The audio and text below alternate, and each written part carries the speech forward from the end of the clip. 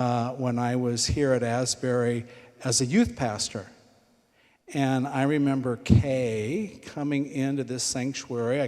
You'd come in that back door over there, and her 6 children, all boys, following her in like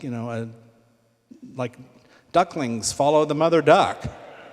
But that's exactly, that is forever embedded in my memory.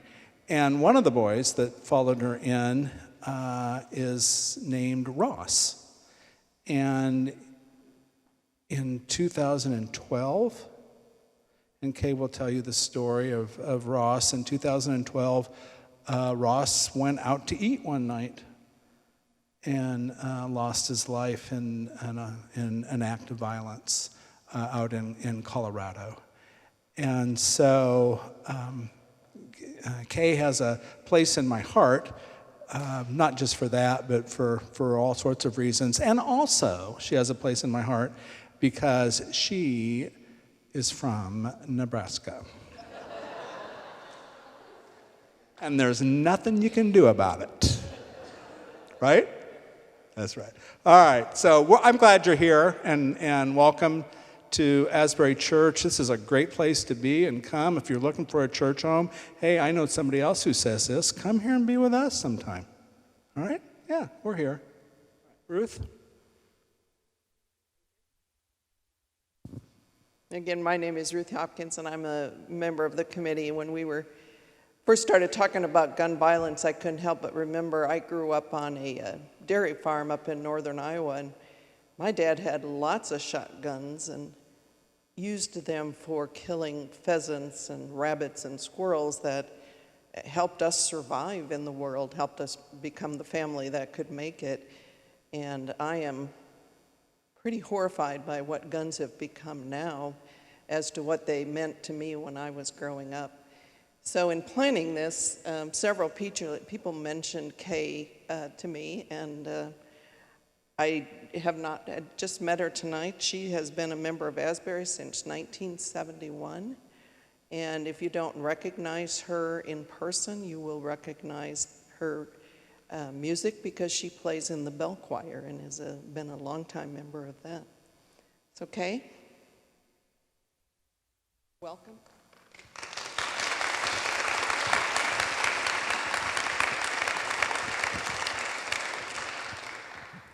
Thank you. It's nice to see so many people I know here. It makes me a little less nervous. I'm here to talk to you about how where I live and what I've experienced has impacted the way I think about gun violence. Like Ruth, I grew up rural. I'm from a family farm in Nebraska, and pickup trucks with gun racks in the back with guns in them was normal. We didn't have one in our pickup, but most people did. There were always guns in the back hall because we might need to go shoot a coyote that was threatening our livestock, or we might need to eat quail or pheasant or squirrel or rabbit for dinner. And you learned early to be careful when you chewed because there might be buckshot. Initially, I was taught to respect those guns, to not touch them, leave them alone. They were off limits for small children. Made sense. When I got older, I was taught how to shoot them. And there are fewer people now who hunt. One of the recent U.S. Fish and Wildlife Service reports said that there are now fewer than 5% of American adults hunt. 50 years ago, it was more than 10%. So the guns aren't all being used to shoot deer. An irony is that if you're going to shoot a deer, you need to go get a hunter safety class, you need to go get a permit, and then you can go shoot your deer. If you buy a gun, like a semi-automatic or a handgun, it's, I don't know, open season on people. Makes me crazy. I've never held a handgun. I've never owned a gun. The last time I fired a rifle was, more than 50 years ago when I shot a bunch of tin cans out back at the farm. The last time I fired a shotgun was probably 30 years ago at my brother's. he was throwing skeet, we were shooting him. He had a shotgun, and you'd go around the circle, and it was my turn. I shot the first one and hit it, and went around the circle, and I shot the second one and hit it, and I thought, I can't get any better, so I quit.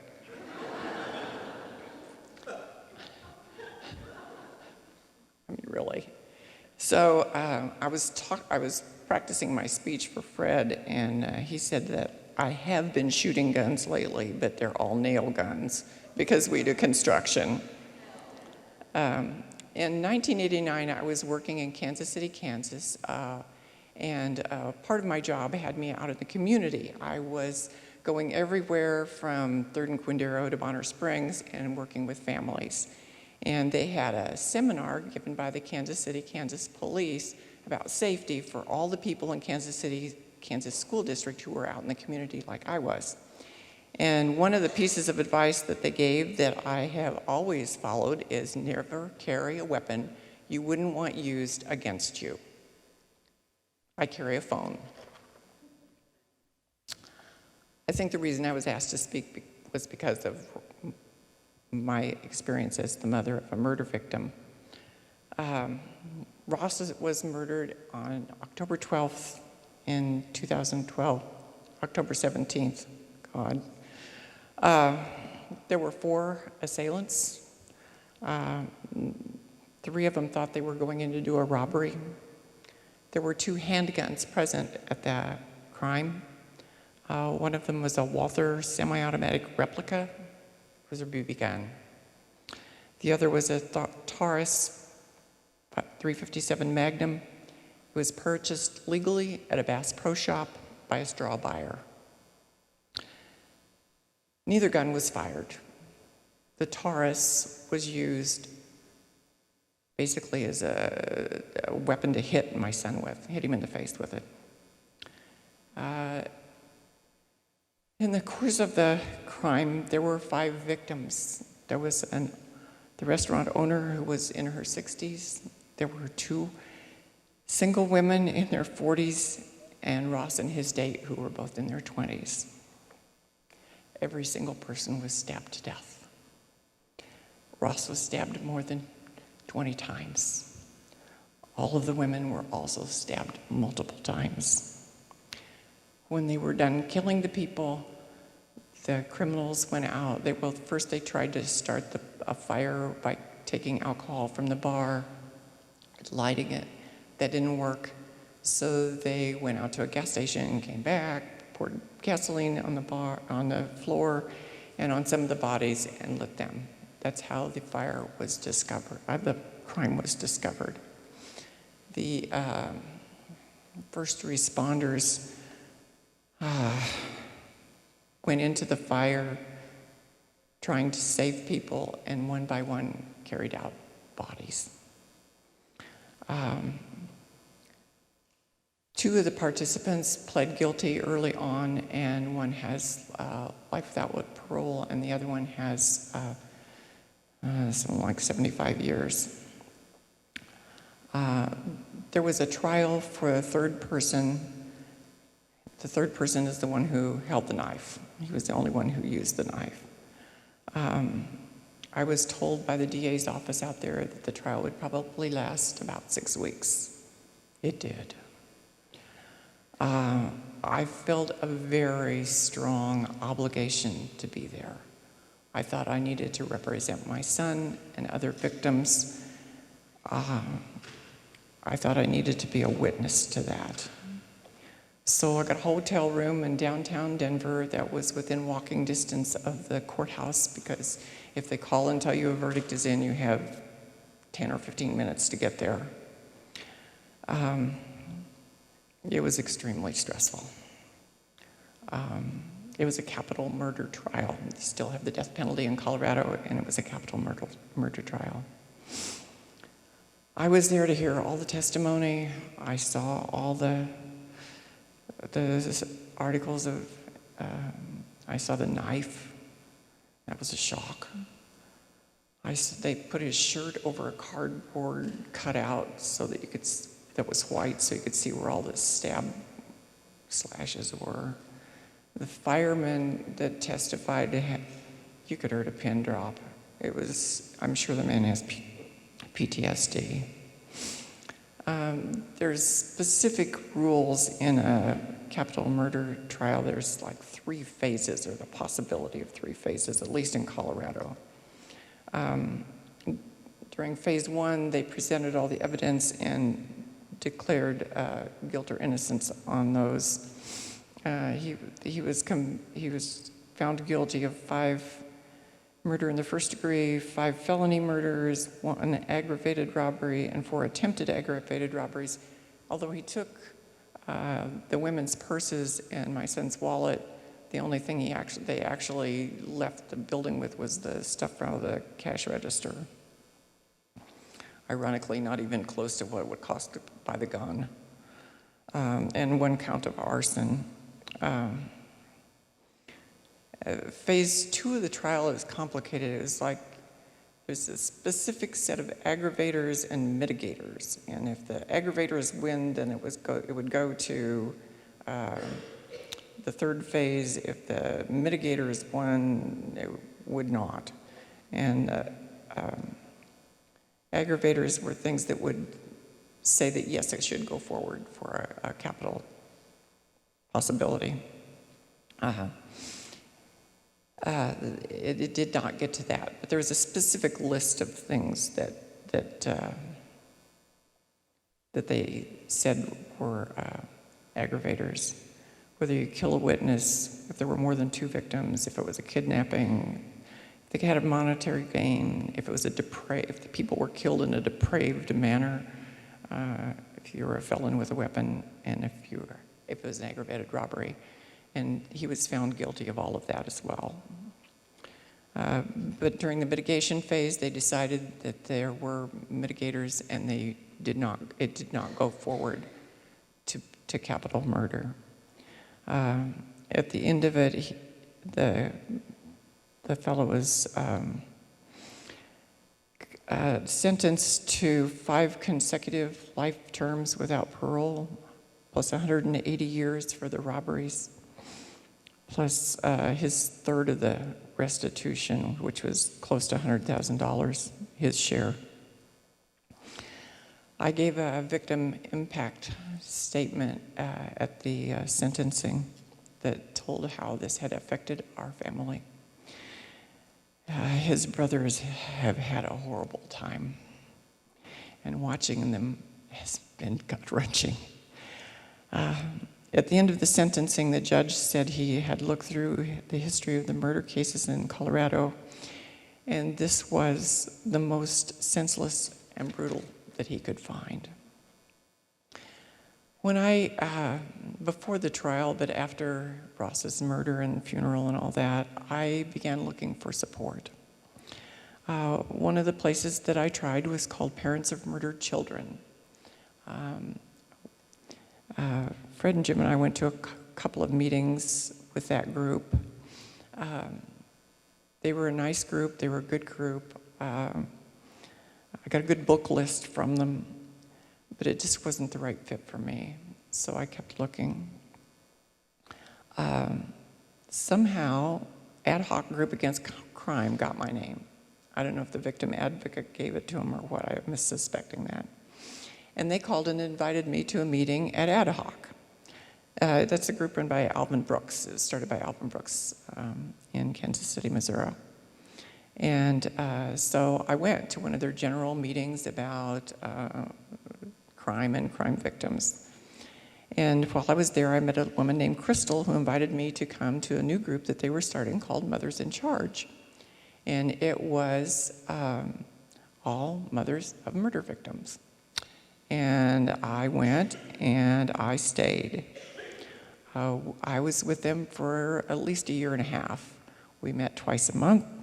We were supporting each other. We were a support group for each other.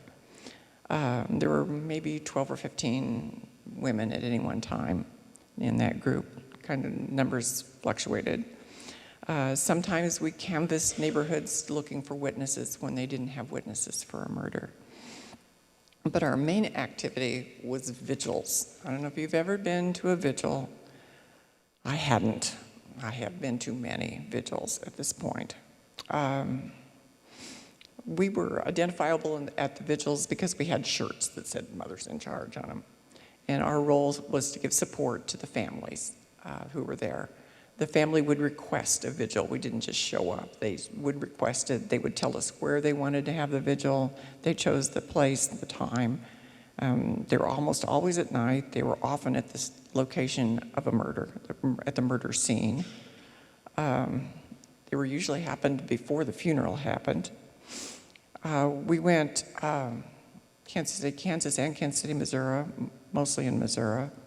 We had a portable amplifier and microphone that we used. They were started with prayer, then anybody could speak that wanted to. Sometimes there was a balloon release, sometimes there were candles, sometimes the people wore RIP shirts. I got tired of seeing RIP shirts. And they always ended with a circle of prayer. Sometimes, in Kansas City, Missouri anyway, there were homicide detectives who came to them because they were looking to see if there was somebody there who would say, hey, I know who did this, you know, kind of thing. What were they like? Raw grief was always present. These were right after murders. Sometimes there was anger. One time there was a mother and a grandfather who showed up, and they had come straight from the funeral home where they'd viewed the body of the young man. And he had been shot during a gun deal. I don't know if he was the buyer or the seller, but he was the one that got shot. And they were angry at everything. And another time, I was leaving a vigil, and there was a knot of young men standing around, and a middle-aged woman came over and started fussing at him. She said, you go on the street, you find out who did this, and you fix it. I could have just screamed. Trying to get somebody else to kill just made me nuts. Sometimes there was drama. One time a young lady fainted. I went to make sure she was with people who could take care of her. One time the victim's girlfriend went into labor, and none of her family seemed to know what to do about that, so the detective that happened to be there called, and we had a fire truck and an ambulance, and it got to be real drama. Once in the parking lot of Ad Hoc, where we were having a vigil, some fool drove through waving a gun out the window, so that was a little bit of drama. Sometimes there was beauty. I remember one vigil in Kansas City, Kansas, where toward the end of it, some young woman started to sing, and it was just angelic. A random thing about vigils is that after the end of one of them, somebody said, hey, we need people to go up to Ad Hoc office. Somebody wants to shoot a video of something, and we need all of you to go up there. So I went up there. I am now in an anti-gun violence rep video. I've never seen it. I don't know. Wanted to tell you something about some of the other mothers that I met there. This group of women that traveled this journey with me. Almost all of their children were shot. I was kind of odd man out on that one. Some of the cases had been solved, many were not. Some of them were murdered as the result of drug dealers, robberies, or other nonsense. Others, like my son, were murdered for no apparent reason. Crystal, who had helped me get me started in Others in Charge, helped the police actually solve her son's murder because she got onto the social media and she talked to people and she figured it out and they solved the case. And when they did, she asked for Mothers in Charge to come stand with her while she made her victim impact statement, and we did. Twyla had her son was a college graduate. He'd done an internship in a company here in town that was well known. He had a good job lined up. Was killed over a parking space. Sonia her youngest child, and like mine was my youngest, had a kid headed to MU. He was going to go be at college. She had never allowed him to go spend the night with any of his relatives who had apartments in the inner city. She thought, well, if he was going to go away to college, he should be able to spend the night away from home. First time he was away from home, somebody wandered into the apartment, had the wrong apartment, the wrong victim, and her son ended up shot. My friend Desiree knew but couldn't prove who had shot her son. And several months later, that gunman died in a high-speed police chase. And she was upset because she wanted to confront him. She wanted to say, you had no right to do this. And she missed having that opportunity. She's raising a grandson. My friend Helen lost a daughter who left 2 small sons that she and her husband are raising.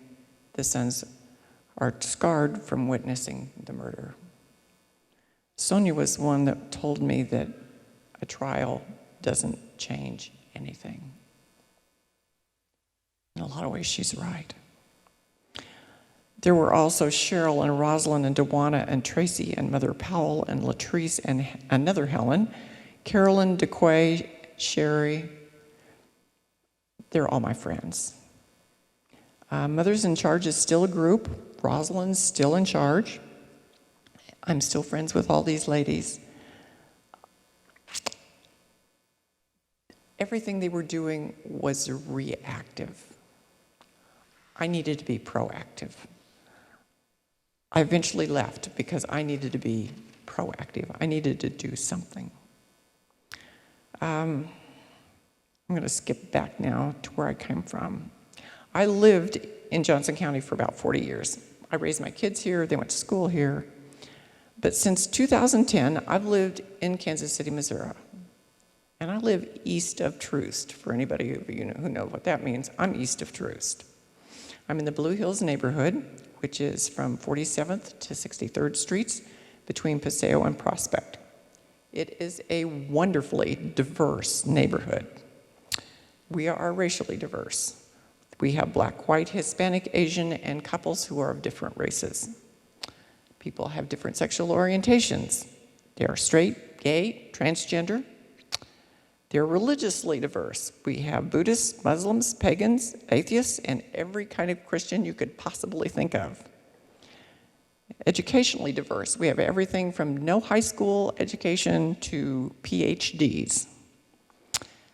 Professionally, we have unemployable, unemployed, underemployed, working 2 or 3 jobs, blue collar, white collar professionals, students, because we're close to UMKC, Rockhurst, and the Kansas City Art Institute, retired people, and several small business owners.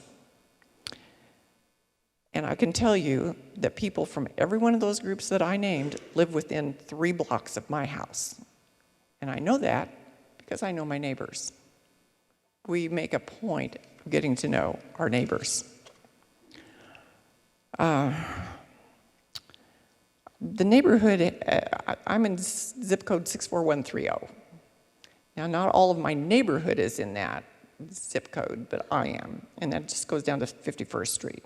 But several years ago, there was an article in the Star that said that zip code 64130 was the murder capital of Missouri, because more incarcerated murderers give that as a home zip code. Well, I looked it up. It's a large zip code area, all right? And for one thing, just because you give that as your zip code doesn't mean that's where you live. We, for instance, get mail for a young man who is basically homeless and couch surfing, and he's never slept a night in our house, but we get his mail. So his zip code is 64130. He's not in trouble, but there are reasons that people don't live in the zip code that they give. Maybe their grandmother lives there. We don't know. So I thought that was kind of interesting. The other that came in a couple years after that first one was that zip code had the highest percent of income given to charity. More than 11% of the income was given to charity. That's huge. That's better than tithing. There are some possible explanations for that. One is that the average income is low. The number of churches is high. There are churches everywhere in those neighborhoods. There are little tiny churches that have half a dozen people. There are big churches, and there is everything in between. There are just lots of churches. But I think the most important reason might be that if you live in that kind of a neighborhood, you know the face of need because it's your neighbor. It's one of your people you know. Okay, I'm going to shift gears again. I'm shifting a lot. I'm used to a manual transmission. We subscribe to the Kansas City Star, the Call, the Pitch, and sometimes I also get Dos Mundos. I like to get news from all quarters. So I'm going to read you a quote from the Call. It's from the week of August 2nd through August 8th. This is the African American newspaper, for those of you who didn't know that. And it's written by Sean King. And I'm just going to quote you a little part here in the middle. Let me give you what I think is the single most staggering, eye-opening stat that I can share on guns in the United States. Last year, the United States, which is the only nation in the world that has more guns than people, had 121 guns for every 100 people. No other nation crossed 100 guns per 100 people. No other nation crossed 90 guns per 100 people, or 80 guns, or 70 guns per 100 people, or 60 guns per 100 people. In fact, while the United States had 100 guns per 100 people, only one other nation in the entire world even has over 40 guns for 100 people. Do you want to guess the country? Yemen. A failed state in the midst of a civil war and famine is the only other nation in the world with more than 40 guns per 100 people. And the United States has triple that number. Number 2 is Yemen, which is widely thought to be the most dangerous, least stable nation in the world. I don't have a gun. Some of you don't have a gun. Somebody has lots of guns. As of Wednesday, in the paper, there were 104 homicide victims. I think it's higher today. It's probably up to 106.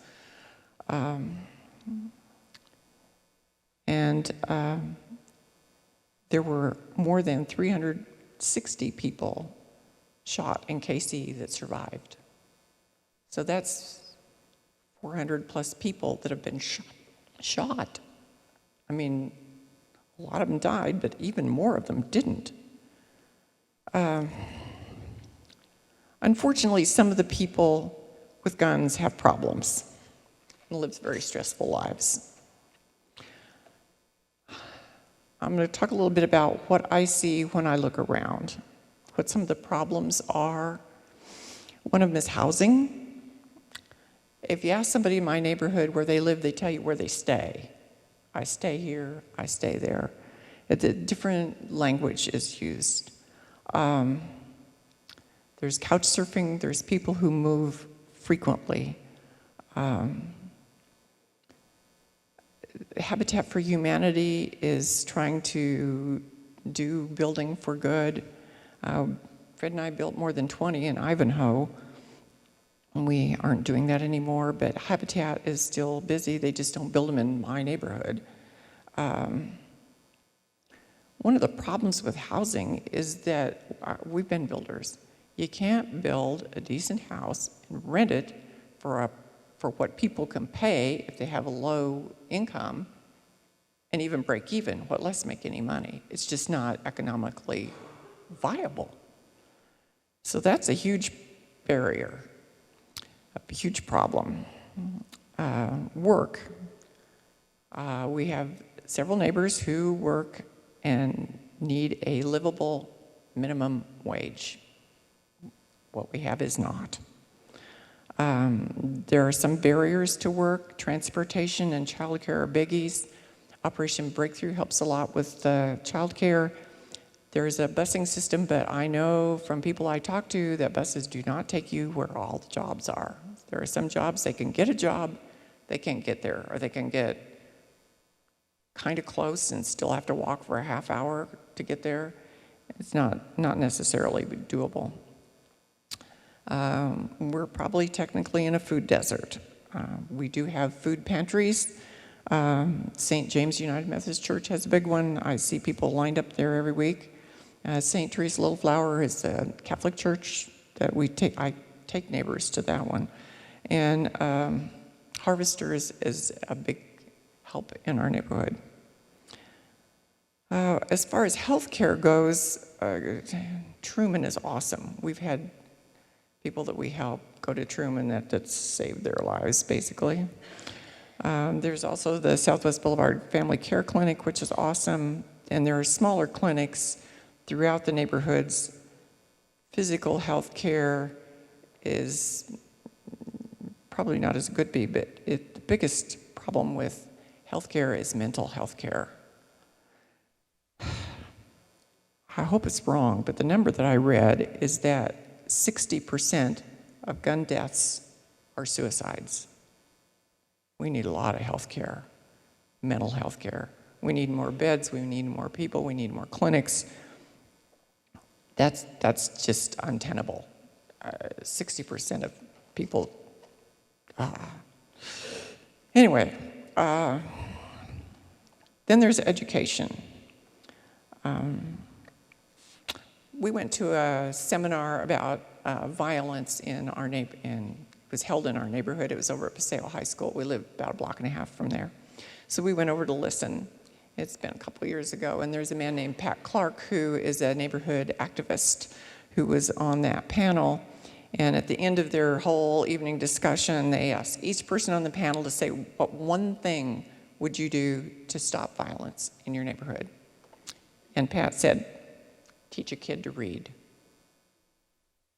That's profound. Teach a kid to read. They also need to teach them conflict resolution, starting in elementary school, de-escalation, avoidance. There was an article in the Pitch not long ago by Barb Shelley about the turnover rate in schools, and she had studied Hickman Mills School. They had like an 85% of turnover. Do you know what that does for teachers? They teach these kids, and then next year they get a whole different batch of kids going to the next grade. That's partly because of housing, but it impacts education. It's not a simple problem. It's a complex problem. That's part of the problem, is it's very complex. I also read Sarah Smarsh's book, Heartland, about rural people, and the same thing happens if she moved a lot. Frequent moves interrupt education a lot. One family we knew moved to Omaha, and it was interesting. Up there, you don't get your aid unless your kids are enrolled in school and attend. And it was really interesting because the mother we knew had not put her kids in school in Kansas City, and she had to do that when she got to Omaha. We need to lift people up. We need to help them help themselves whenever possible. I want to tell you a little about some of the things that Fred and I have done or are doing. One of them was Habitat for Humanity. Another is the kids who weren't put in school, Elisha and Hosea. We got to know them when we were building our house. It was in the summertime, and all these young kids in the neighborhood would come by, mostly young boys. Well, maybe ages 11 or 12 to about tops of 14. And these two brothers, when school started, still kept coming around. I'm like, why aren't you in school? we're not in school. Well, do you want to go to school? Yeah, we want to go to school. I said, well, let's go talk to your mom. And eventually, we have an attorney in our neighborhood who helped us, and we got permission to have. We were the guardians for school purposes. So we went to back to school, we went to parent-teacher conferences, we did all this stuff with these kids, and we took turns when they got kicked out. We'd take turns. I'd go pick them up. The next time I got a call from the school, Fred would pick them up. So, but that worked out until they got moved to Omaha, where things changed. But we tried. It was an educational experience for us. That's for sure. I've tried volunteering at schools. I worked a couple of years at St. Monica's. We wanted to work in our neighborhood. So St. Monica's had a school in our neighborhood. I did volunteering there for a couple of years, then they folded. So Hogan went into that school building. So I said, okay, so I volunteered at Hogan for a couple of years. Now they're gone. So now we're trying to get into Martin Luther King, which is in our neighborhood. So we're still trying. Mostly what we're doing is tutoring reading. Fred sits on a community accountability board that's run through the Jackson County Juvenile Court. We've given rides to food pantries, school, emergency rooms. We have one kid we've taken to the emergency room. Well, we probably started when he was about 14, and we'd take him to, he freaked out getting in an ambulance, so he had to have a ride. So we'd get a phone call, and the family must have moved 5 times, so you never knew where we were going to pick him up. But he had sickle cell, so he went to the emergency room probably once a month. And we did that till he graduated to Truman, and then we took him to Truman. And we even have twice taken people to Memphis, but that's not a thing we want to do very often. Every summer we have an annual summer party, and we canvass the neighborhood for blocks around us, passing out invitations to our home. And we grill brats and hamburgers, and people bring potato salad and whatever. And we have a neighborhood picnic. And we open the doors at 10 in the morning, and we hide the beer at 10 at night so that they'll go away. But it's an opportunity for neighbors to get to know each other. People that might not see each other live a couple blocks away. And we've seen more and more neighbors come every year that we do it, and we've watched people make connections, which is wonderful. We belong to our neighborhood association and go to their meetings, and we have a community action officer, or 2 of them actually, who come to meetings and tell us what's going on in our neighborhood in terms of police activity. So everybody in the neighborhood can be aware of what's going on, which is good. And they give away gun locks, and they, they do all kinds of things. They're nice. Fred and I have a community garden and a community orchard. And the garden is for our neighbors, and we garden with our neighbors. We plant, I don't know, what have we got, 18 beds of vegetables up there now, and anybody can come and pick it, take it home, cook it, great. We have teams of people who water and all that sort of thing too, so it's a corporate effort. Some of that happens with the orchard. It's a big orchard.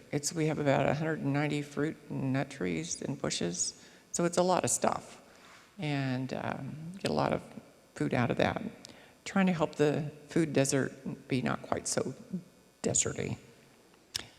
We have a neighbor who has been a baseball coach with the Boys and Girls Club for several years, and every year we give him a bucket of balls and some money towards some uniforms. Small thing is we made a little free library. Fred made the library with one of the neighborhood kids, and it's in front of the neighborhood association, and so we try and keep that stocked. We give financial support to some other places like the Southwest Boulevard Clinic, Harvesters, St. Teresa's, and Legal Aid of Kansas City, who've also helped some of our neighbors with legal issues. St. Therese helps with utility bills too, so we'd rather have people go to St. Therese than ask us for the utility help, so we send them there. What are some things you could do? Habitat for Humanity, call my friend Dana, she's the coordinator for volunteers. Support a minimum wage that's livable. We have a friend who works with Jobs for Justice, and he's been very active in trying, at least in Missouri, to get them to behave, but that's difficult. You could donate or volunteer at a food pantry or with harvesters. Volunteer at a school. Support increased help for mental health. That is huge. Volunteer at CASA, the court-appointed special advocates that works with foster kids. Be a big brother or a big sister. My sister is a big sister, and she's really my younger sister, but she's a big sister, and she's been with the same kid for several years. It's been a good experience. Coach a team. I don't care what kind, just coach, be interactive with kids. Become a mentor. The Jackson County court system, juvenile court system, has a mentorship program, and they're always looking for mentors. Grandparents Against Gun Violence. I can't join because I'm not online. Above all, make your voice heard at every level of government about guns. First thing we need to do is reduce the number of guns. I don't know how to do that. I don't know how to get rid of the guns we have. But several years ago, I get my grandkids, mostly one at a time, but except for this year, for a week in the summer. And I had one of my grandsons with me and took him down to the World War I Museum. And he was about 8 or 9. He has atypical autism. So I took him through and looked at all the exhibits and everything. At the very end of the thing, it's not there, I just took a different grandkid there this summer. There was a film clip that ran in a loop and asked the rhetorical question because they wanted, World War I was supposed to have lasting peace, and it didn't. And so the rhetorical question was, how can we have lasting peace? And Alan stood there and looked at it, and he thought a minute, and he said, Grandma, I know how we can have lasting peace. I said, really? What's your idea? He said, well, we need to get all the weapons, and we put them in a big pile, and we blow them up. I thought, well, that's a good idea, but I don't think it's real doable, you know? But I liked his thought process. We need to regulate the types of guns sold. I can't see any earthly reason to have an automatic or semi-automatic weapon of any kind. We need to increase background checks. I don't know how we get, we just need to make sure that we talk to the right people about getting these things passed, because it has to happen for all of us. I would like to leave you with a thought from John Wesley. I'm a lifelong Methodist. I have to do this. It's a thing I keep on my refrigerator. It says, do all the good you can, by all the means you can, to all the ways you can, in all the places you can, at all the times you can, to all the people you can, for as long as you ever can. Thank you.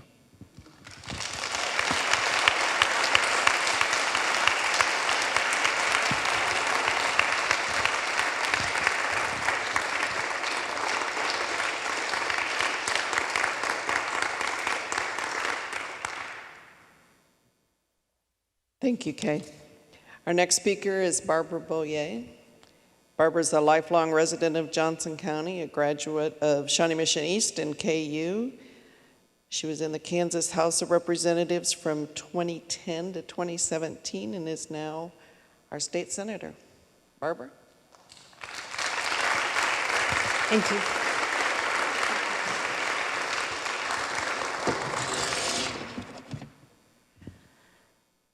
Thank you for being here.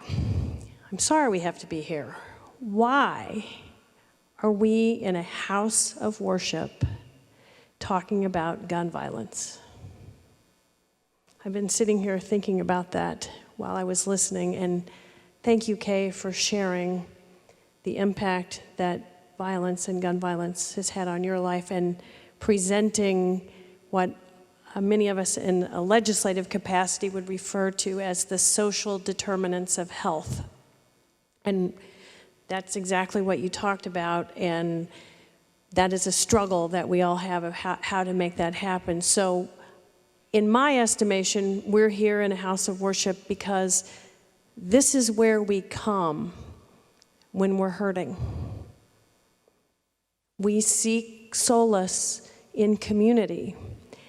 And at this time, 2019, if I look back, I'm right down the street from Shawnee Mission East High School where I went to school, and think, would I have ever dreamed we would be talking about gun violence in a church in Prairie Village, Kansas? The answer is no, not even imaginable. And yet, here we are, because in this society we're having a problem. And it doesn't seem to be being addressed in ways that are making changes possible, so we don't need to gather here and talk about gun violence.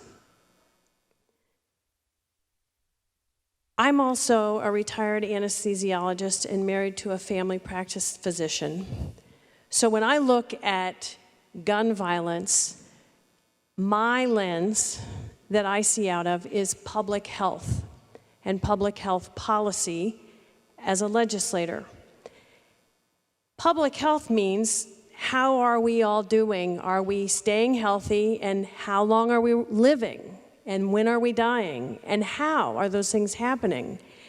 And we have decided as a society in this country that we want to make sure we all get the best opportunity to make that life longer. We don't want people dying young. That is bad.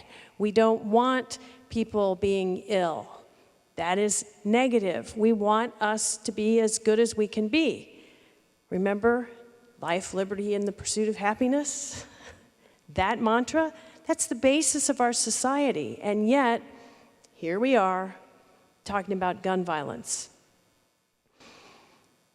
There are ways that we can make a difference, and coming to you from a public health as a public health advocate, I wanted to talk a little bit about what we're doing in the legislature and what we have done, what we could do, and what we're not doing, kind of in that order. And I currently serve as the ranking Democrat on the Public Health and Welfare Committee. And you would think that in that committee, we would be talking about gun violence and this issue. Wrong. Never's come up.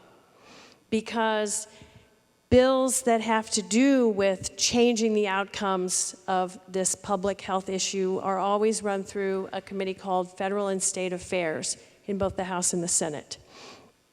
And what's important to know is that our leadership who chooses who is on each committee, they stack the Federal and State Affairs Committee very definitely with people who are pro-gun, pro-Second Amendment, pro-life, anti-choice, all these certain criteria, and they make sure that the majority of the people on that committee fit that mantra, so that ultimately bills that are written by people like myself, or as I look at Representative Jerry Stogstill, and both of us represent right here in this area, bills that we might bring forward get squashed. They aren't ever heard. They're never given an opportunity to even come forward and see the light of day. So part of what we'll be talking about tonight is some of those bills and how we might help move those things forward. So one thing One of the bills that I have brought forward is an extreme risk protection order, also known as a red flag bill. And many of you probably have heard of bills like that because miraculously there are actually some what I would call very staunchly conservative Republicans like Ted Cruz who support bills that are red flag or extreme risk protection orders. In Kansas, I have introduced this bill for 3 years, and it has never even gotten a hearing yet. And yet, many states who are red states have already passed this bill, and we actually have it coming forward at one point, one day, I think, that our president was for it. That changed. Same with universal background checks, that changed. But a state that has passed these extreme risk protection order bills is California. And so I looked up over the past 4 years that bill has been put in place 600 times. So if you average that out, about 150 times a year, there has been an opportunity for a family member or a law enforcement official to approach a judge and say, I think that this person is at risk to him or herself or to someone else and has a gun, and we should temporarily remove the guns. That's what that bill would do. And it would go through the process of a judge, and the judge would rule, and if it was determined that this gun should be temporarily removed so that a bad outcome didn't happen, hopefully, that's happened 600 times, and once this gun is removed, it's stored by law enforcement, and then when the time frame is up that they've designated, it is then returned. Or when they determine that the patient, I'm the doctor, when the person is safe again, and circumstances change. But bottom line, it is a great tool to prevent deaths from domestic violence and suicide. Very important to know. So if you looked at, you say, one of the arguments in our state, or actually anywhere, I read within the last 3 days, I think, someone saying, well, you know, all they want to do, they're just going to come in and they're going to just take everybody's gun. This would just become rampant and all the guns would go away. You know, this would happen. But when you look at it, so I looked up the population of California, 39.56 million in 2018. The population of Kansas, 2.91 million people. So if you estimated, if we had the same rate of removing guns that they had in California per population, we would have removed 44 in 4 years. Now, I'm betting there's a lot more guns in this state and people with guns that have problems than 44 and 11 a year. So it's very obvious that this wouldn't be a rampant, everybody's going to have their guns taken away issue. But what that has done is prevented someone from being shot by their spouse or their boyfriend or their child, adult child who lives with them who is suicidal and takes that gun or whatever else. And that is a great way to change public health outcomes, right? We're preventing the deaths. That bill also exists on the House side. A group of 3 representatives introduced it when it's essentially the same bill. And we have that happen not often enough that we introduce the same things on each side in hopes that in one place or the other, things will move forward. So let's look back in history a little bit about what's changed in Kansas from the legislature over the last 8 years, which would be the Brownback-Collier time. One very important thing that I think needs to change and could change around here is that we took away local control. So cities do not have the ability to limit where guns are allowed. We made it so that they're allowed in all public places in the state except for schools. So when you go to Prairie Village Pool, there can be a gun. Used to be that you had a circle with the gun inside and the line, no guns allowed. You can't do that anymore. At the public library, guns are allowed now. All public places, public parks, whatever, because they wanted the reasoning was, we want it to be consistent across the state. We don't want the people who are legally carrying guns to have to look up each time they cross a little line of cities what their rights are. To me, it should be the opposite. And we don't want to be like Dodge City.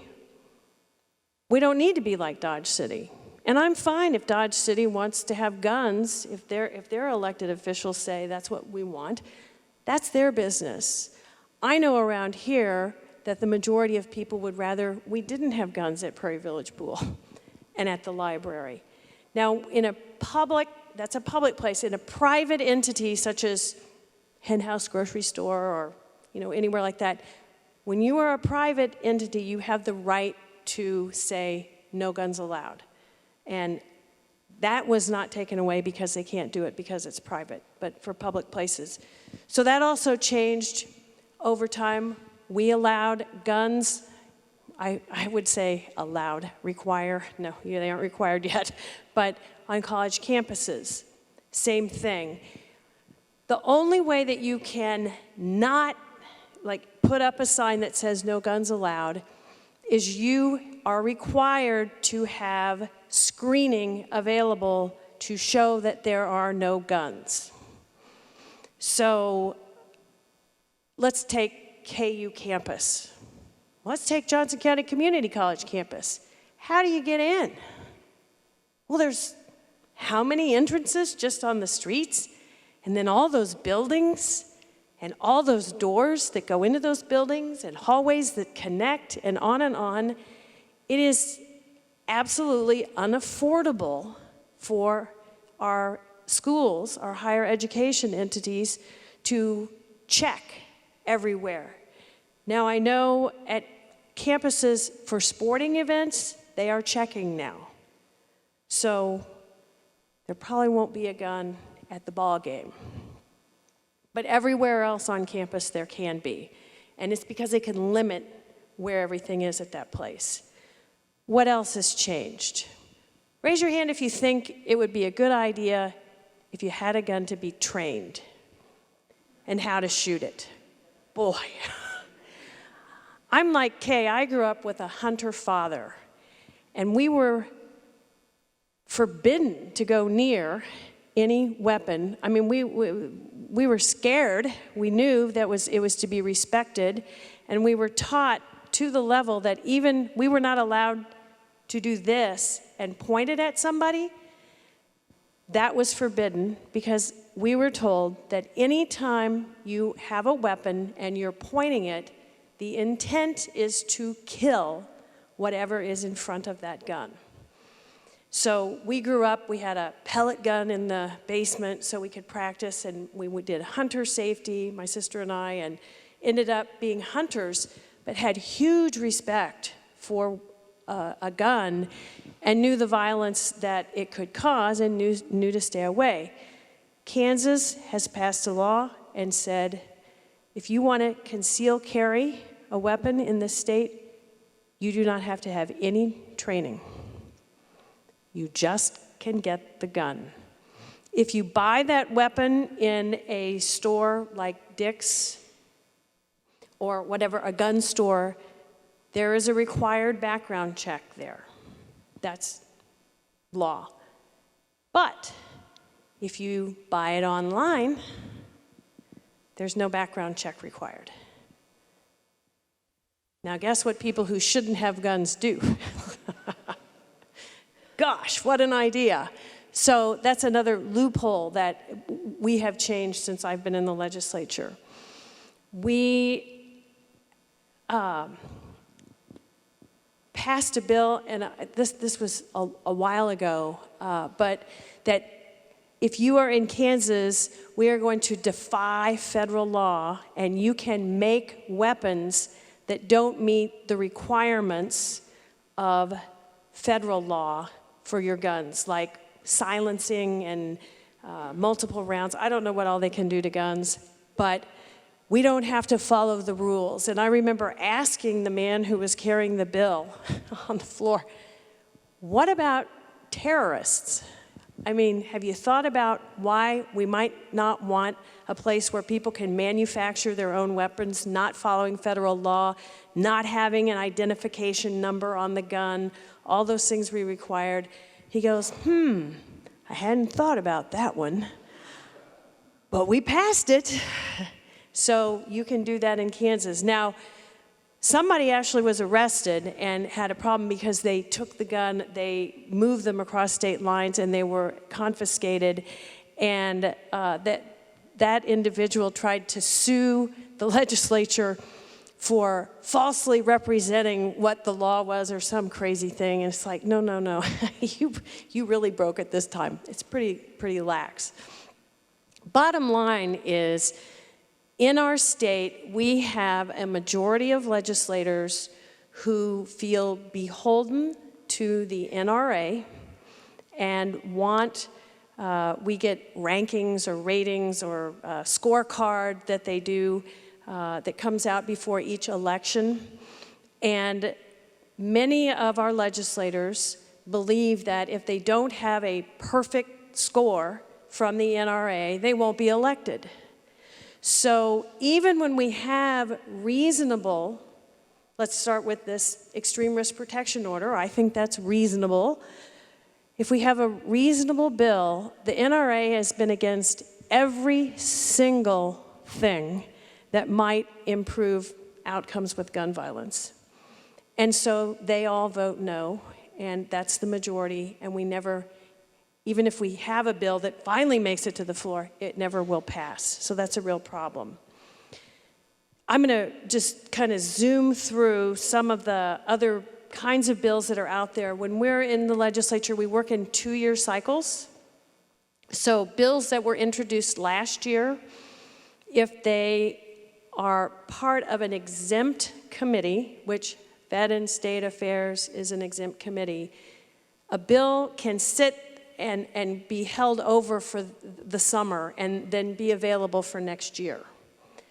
So they're called still alive. They're alive bills. So we have one bill that is asking just to have a 3-day waiting period for when you purchase a weapon that you have to wait, because some people run in to get a gun, they're really, really angry and mad, and if there was time to cool down, they might not go shoot their boss or their neighbor or whoever they're upset with, and also require background checks. We have the Extreme Risk Protection Order bill, and what's one of the reasons that Kansas should want to pass a bill like that, law enforcement already in our law has the opportunity to take guns away. They can do that. The problem is there's no due process in place, i.e. the judge that would evaluate the case and see is there a reason to take the gun away. And we don't have any description of where that gun will be placed and how it will be returned to the owner. An Extreme Risk Protection Order bill does all those things. So we have the ability to take it away, but we don't have any due process, which this would do, which would make sense. We also have a bill that would allow Kansas to have what I call cross-state reciprocity. So in our state, we have pretty lax laws, so I'm not sure that anybody could beat us. But other states have stricter rules, but even if they have less lax, well, let me give a great example. 18 and under. We right now do not allow 18-year-olds to have guns. We start at 21. There is actually a bill to change the age down to 18, but because it's 21, this other law that I was just talking about would, if we honored other states' laws, then an 18 to 21-year-old then would be able, if they were from out of state, be able to have a weapon. Makes no sense, but so it would weaken even further who might come in and who might have a gun. We have a bill about internet sales that actually is a bill that would cause us to have a background check when there are internet sales, which that's pretty much the same as having a bill just to have universal background checks, same kind of thing. I said the concealed carry. Representative Jared Owsley, who's from just right next door to us, he has a bill that would, and this is a very interesting take, a bill that if a person believed they themselves might harm themselves with their weapons and they don't know what to do, they can ask to have them removed. Kind of the same thing if you went and asked for somebody else to remove somebody's weapons. It's an interesting take, but again, there are people that realize they might be of danger to themselves, and that's a way to help them do that. Again, no hearing. Another bill that would prohibit subsidized housing, and remember our social determinants of health, and Kay talking about one of our challenges is we need places that are affordable for people to live. But this bill would say that if we create subsidized housing and have it, we couldn't restrict in those areas saying no guns allowed. They would have to be allowed. Again, makes no sense, but it does to people who want guns everywhere. Another bill would allow us to take away guns if a person was convicted of domestic violence. It's a little different than the extreme risk protection order. It would be an automatic if someone if there was a conviction of domestic violence, then there would be a system in place to then check and confirm if the person convicted had any kind of weapons, and they would be removed forever. Forever. And the same thing for all these qualifying factors would be if there was a protection from abuse order, a protection from stalking order, a protection from sexual assault, and a protection from human trafficking. Again, another bill sitting and waiting. And this one touched very close to my own heart. As a public health advocate, there is a bill waiting that says that no medical professional would be able to ask in the health exam if there was a gun in the home. It would make it illegal to ask that. Why would that matter? Well, as a public health issue, many, particularly in the pediatric realm, we go through with our patients and the parents things like bicycle helmets and seat belts and smoking issues and sexually transmitted diseases and gun violence and recommendations to keep the gun out of the hands of a young person, locked, etc. To me, this would just be a horrible thing to prohibit, because, again, it is a health issue and needs to be treated as such. I wanted to go back to the suicide issue and give you a few statistics about that, because what I realize, and after listening to Kay as well, it feels a little overwhelming, doesn't it? That, what can we do? Because you and I both know violence exists, and violence has been part of humanity forever. So we're not going to remove all violence.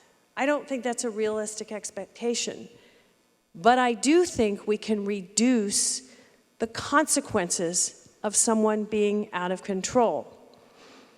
I think in the situation of Kay's son, had there not been 2 guns in place and only a knife, I think the outcome very likely would have been very different in that situation. But the guns prevented anybody from being able to outmaneuver, out-attack, 6-2. Something could have been different in that situation. So guns make a difference. And this feeling of being overwhelmed for me is that I need to know of some things that can change, that can make a difference. Because the people who are against changing laws for gun violence protection basically say, well, it's not the guns, it's the people. Well, yes, the people fire the guns, but the guns are there that cause the damage. They were intended, many of these guns were intended for war and not for protection of the individual. And they just use this kind of roundabout argument to say that since we're never going to get rid of all of the problem, let's don't address any of the problem. And I would fire back, look at all that we do in public health to change outcomes. It doesn't affect everything. There are still kids who become ill even though they get good health care, or we still have car accidents, right? People still fall off their bikes and get injured, but we've managed to find things to make the outcomes more positive and better. And so I think that we can do that in an anti-gun violence way. So some statistics about suicide. Nearly 2/3 of all gun deaths in the United States are from suicide. I'm going to say that again. Nearly 2/3 of all the deaths by firearms in the U.S. are from suicide. So even though we hear all these horrible mass shootings, when you compare that to the actual number of people dying by suicide and guns, the other is much higher, the direct numbers. It just makes more of an impact on us when so many die at one time. And I'm not saying that that's good. I'm just saying we can change outcomes if we work on this suicide issue. And half of all suicide attempts that are successful are by using a firearm. Now, you found 60%, but it's somewhere in there between 50 and 60%. And why? Because guns work. They are lethal. And once you've started in the process, it's not like if you take pills and you realize, I really didn't mean to do that, and you're still awake and alert enough to call for help, or it takes long enough time for all that medication to actually cause your death. The number of people that actually die from these other choices of ways to attempt suicide, they are not nearly as successful. And so to me, as we know, suicide is becoming more and more prevalent in our society. This is something that we can do to help change that. People have found that if you have access to a gun, it triples the risk of death from suicide.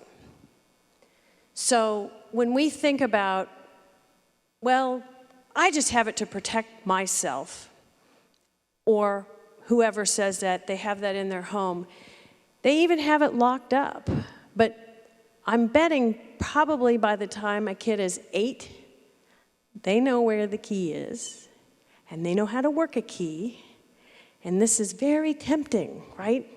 It's the cookie jar, but they want to look at it, and there's a sense of, I want to know what's going on. And we read about it too many times in the paper when these kids find these weapons that may or may not even be locked up in a cabinet, and they shoot themselves or their little brother or the friend that's over or whatever. And those are preventable deaths. Those are things we can make a difference from. If we just even had laws that required people to have their gun locked or required ammunition to be stored separately from the gun and the gun not loaded, if we required by law to have 10 or 11 be the max that a weapon had ammunition, that level of ammunition, it would change many outcomes. I don't know anybody that needs 100 rounds to kill a deer or a rabbit or anything else. It's not needed. Those guns were intended for war, like I said before. We don't need that. I wanted to commend Representative Stogstill. He is working on a list of possible bills that, and other ideas that we could bring forward as a group to say, here are ways we can reduce gun violence that are thoughtful and shouldn't be a threat that every single gun is going to be removed from everybody. I don't think that's possible. That just isn't where we're going to start. Someday in this country, maybe there will be people elected that will change our Constitution and how the wording is for the Second Amendment.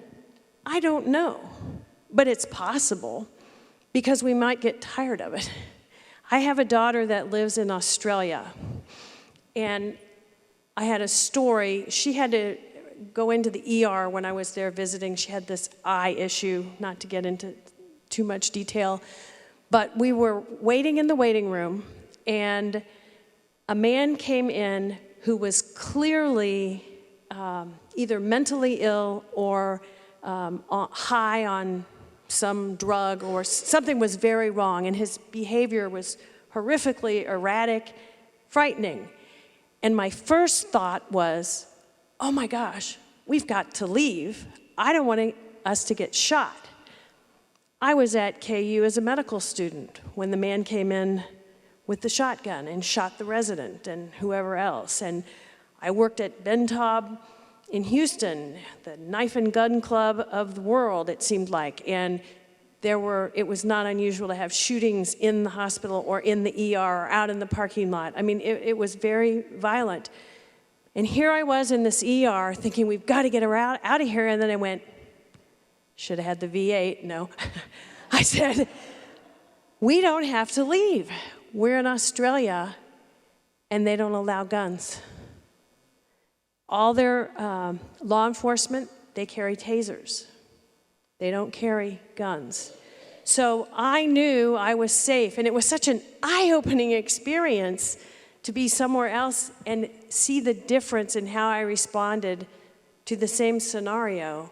And it made me very, very sad that I am here and I have to worry. This congregation isn't the one, and I don't know if it's been touched by gun violence. Probably we all have on some level. But your sister church, Church of the Resurrection, just went through this with the daughter of the pastor who was inadvertently shot downtown in the crossroads. And these tragedies continue and continue and continue to happen. And until we as a citizenry stand up and say, anti-gun violence is going to be one of my top reasons for voting or not voting for the people that are running for office. Until we do that, it's not going to change. Because the people making the laws are being controlled by the NRA because they think that's how they get elected. I love going door to door when somebody says, how do you feel about guns? And I can answer that and talk to them about what we might do.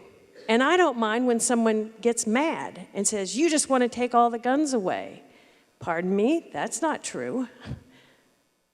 But we should be able to have conversation and talk about this from a health perspective.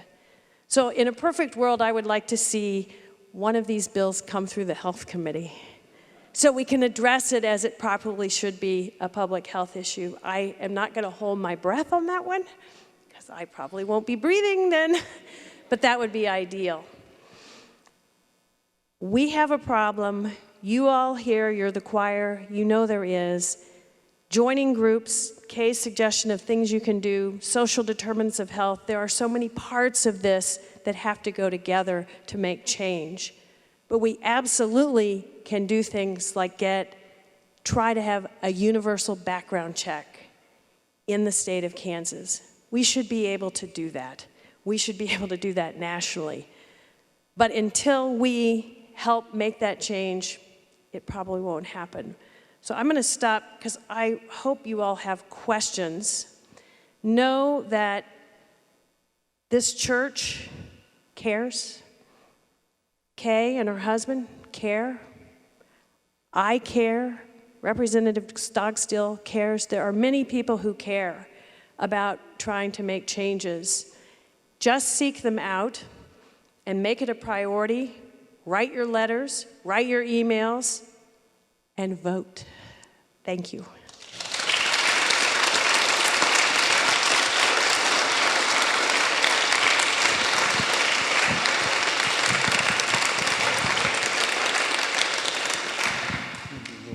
Questions? Take just a few minutes for questions for either one of you. Thank you.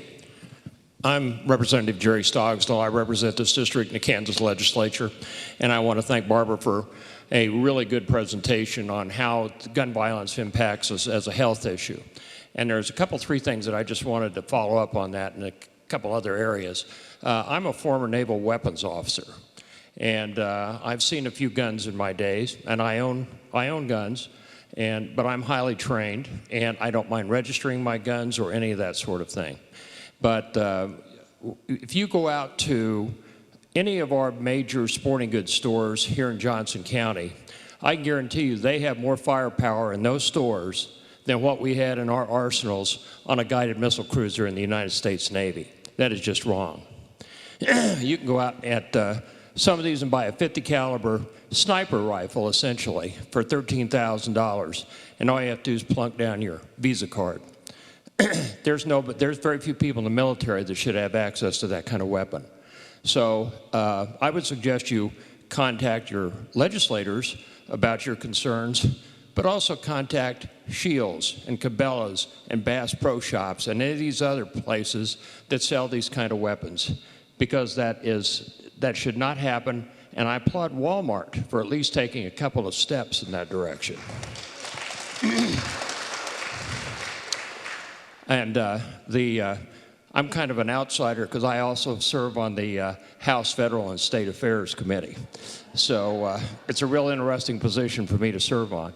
The second thing is education. And we think about kids in schools being protected and so on, but a couple of things that I found very interesting was that I was on a panel on this subject with Sharice Davids a couple of weeks ago, and the security officer at Shawnee Mission School District pointed out that the district had allocated $20 million to basically harden our schools. $20 million.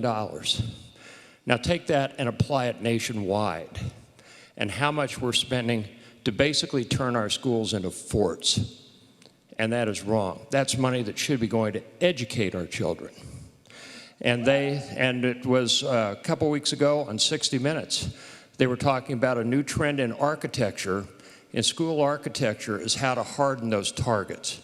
Line of sight issues that they were dealing with. Gun-hardened classrooms. I mean, this is money that we're taking away from our children. So we've got to do some things that will address that. And the third thing is, we have to stop being afraid of the NRA.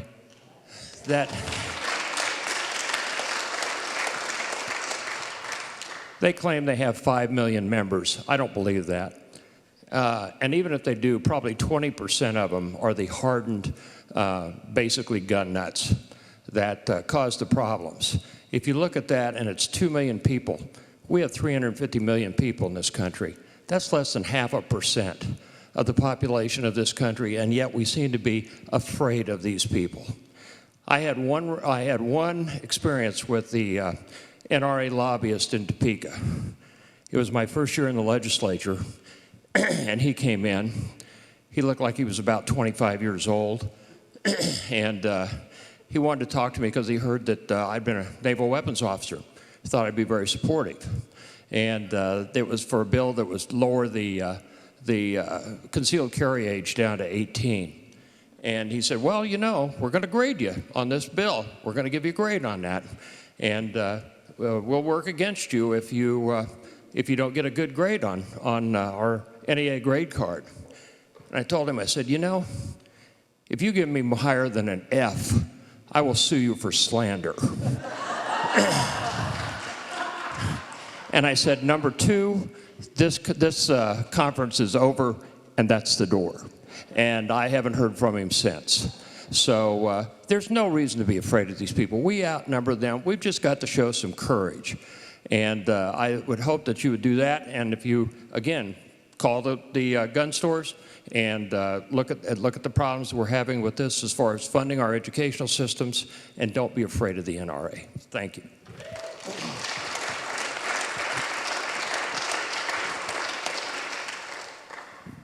Anybody else have a question or anything that you want to ask either one of our speakers, or we'll go back here. We'll just take a few minutes.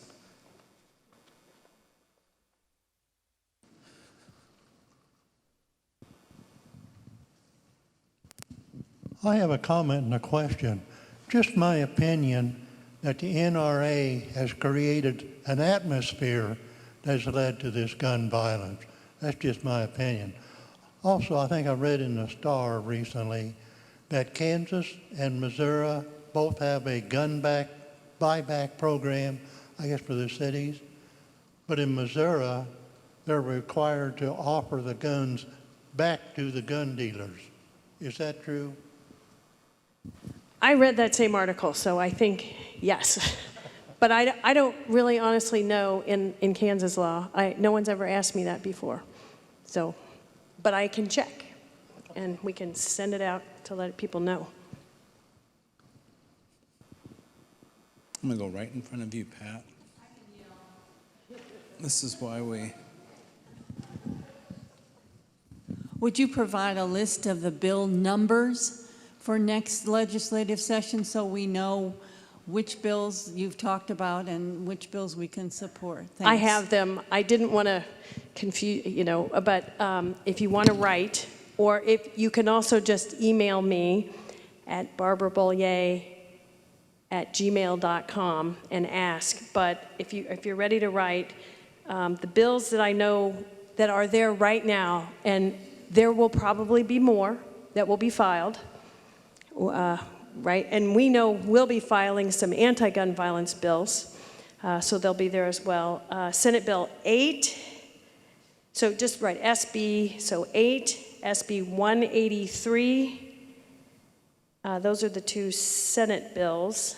And then in the House, HB 2326, 2325, 2111, 2234, 2129, 2378, 2406, and 2415.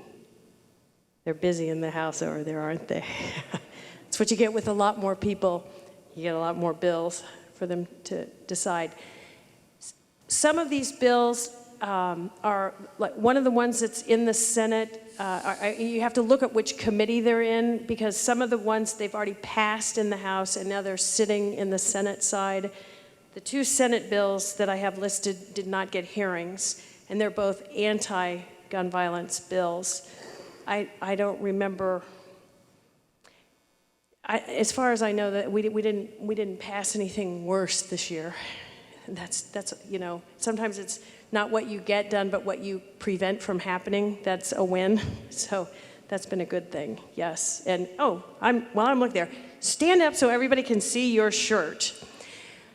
One of the things that's, one of the things that really is effective is having presence of people in and around the Capitol and in the gallery when we're hearing bills on this subject.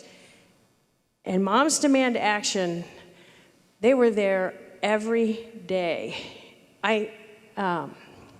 These people are my heroes because they give up their lives to come and try and help prevent gun violence. And it is remarkable what they do, and it does have an impact because there's this thing called peer pressure. And even though you think the NRA doesn't come out like this, which is great, but if you want to get involved, Moms Demand Action, Grandmothers Against Gun Violence, they are more than happy to plug you in and have you help and try to make a little bit of difference so that our kids can get the education rather than the protection against gun violence in their schools, et cetera.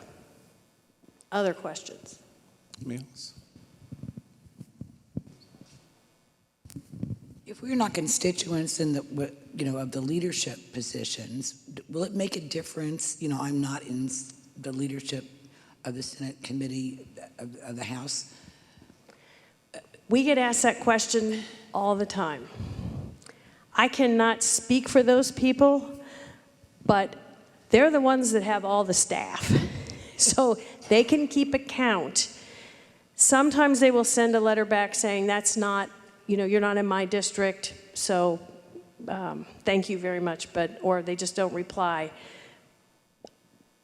I would hope that they would respond, and I would encourage you to write a letter or an email to them saying, as President of the Senate, or as Speaker of the House, and as you represent all Kansans, I need you to know that this is how I feel, and hope you will allow bills, these good bills to go forward, or whatever you want to say. And your communication does not have to be long or complicated. 3 bullet points, or just a I support bill number, or I do not. That's all we need. That's all we need. And it helps, because a lot of our fellow legislators actually kind of keep track of numbers. I'm not sure they always do on gun bills, but it doesn't hurt. And again, since we don't know how it impacts them, we should be doing it and trying it. And yeah, go ahead. I just want to say something real quick about that. A good example of that was this past session. I had I wanted to bring a bill through House or State and Federal Affairs, Federal and State Affairs, that would have limited high-capacity magazines and handguns. It couldn't extend below the bottom of a handgun grip.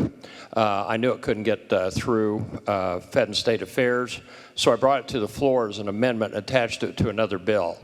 And when I went up to speak in favor of this bill in front of the House, all of our Republican friends sat on the right-hand side as you're looking out on the House floor.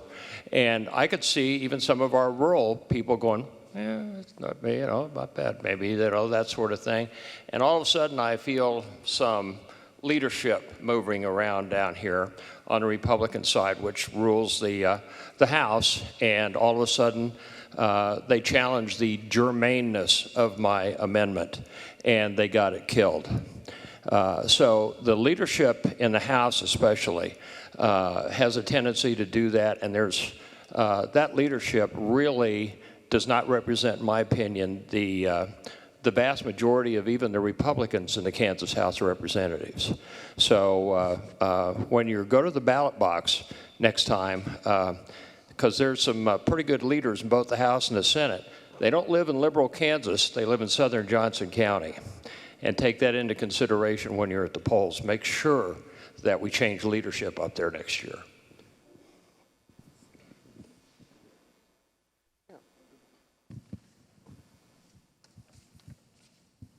Hi, I just wanted to say, when we've gone around, visiting the different offices in Topeka, the legislator's offices, you will see a pad of paper with a tally. And it may be, concerning a certain bill, right? And, you know, people for the bill, people against the bill, phone calls coming in, and they keep a tally. And I know some people will think, well, there's no point in calling my representative. He's, you know, he's out there. He's not going to care what I say about, you know, anti-gun violence bill, so why bother? Or why call someone who, oh, my legislator's totally on my side. I know how she'll vote or he'll vote, so why do I need to call them?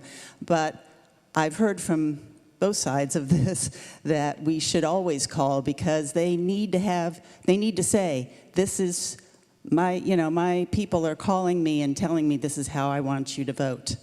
And they can, if nobody calls because they think, oh, my legislators, I know they're going to vote the way I want them to, well, but they still can't say, you know, they can't say, I've heard from all these people to back up their vote, right? And someone from rural Kansas, some representative from rural Kansas can say, well, I've never heard from one person, you know, that's against this bill, or, you know, yeah.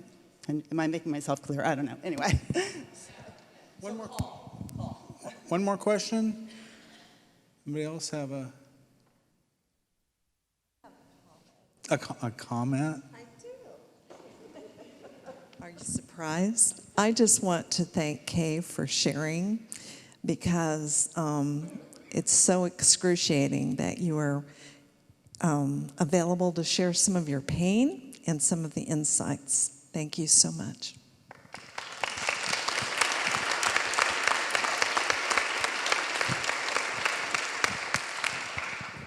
Don't forget, we have cookies and coffee out there, and stop at the Grandparents Against Gun Violence booth. And thank you all so much for coming. Yeah. And thank you, Ruth and the committee, for organizing this too.